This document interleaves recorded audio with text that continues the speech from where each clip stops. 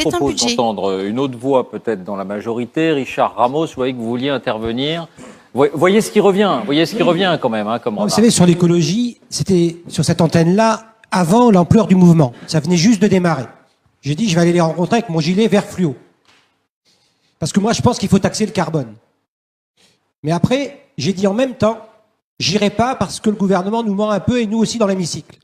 C'est-à-dire que les Français, ils veulent bien pour payer pour l'écologie, ils veulent pas qu'on les prenne pour des imbéciles. C'est-à-dire que il faut pas dire, et c'est souvent Bercy, madame, et qui fait des arbitrages à votre ministère, qui pique le pognon et qui le redonne pas à l'écologie. Et nous, on a ça dans l'hémicycle, hein, faut que vous le sachiez. Hein. Pareil. Et je suis pourtant dans la majorité présidentielle. Et donc, ce qui manque, c'est la confiance. C'est-à-dire qu'on voit bien là ce qui est en train de se passer.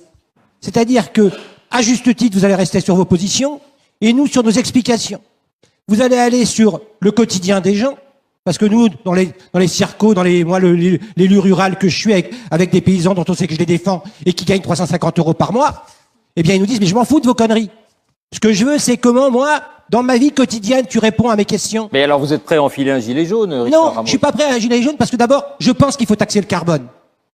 Parce que. Mais il le pense aussi, visiblement. Et après, je vais vous dire autre chose également, monsieur Pujadas. C'est que c'est compliqué. Moi, je pense que, notamment sur les voitures électriques, je vais pas rentrer dans le débat parce que moi, j'ai une voiture électrique, on est à 20 km de la ville. Avant, on avait une vieille bagnole qui était une essence. On payait 250 € par mois d'essence. Aujourd'hui, je suis à 40 € d'énergie pour y aller. Ce qu'il fallait faire en même temps, mais des fois, quand ils sont dans l'hémicycle et qu'on dit des choses, il fallait faire un prêt à taux zéro, accessible à tous. C'est-à-dire que si on avait fait un taux à taux zéro, on aurait dit aux gens, vous n'avez pas de revenus, mais on garantit l'emprunt.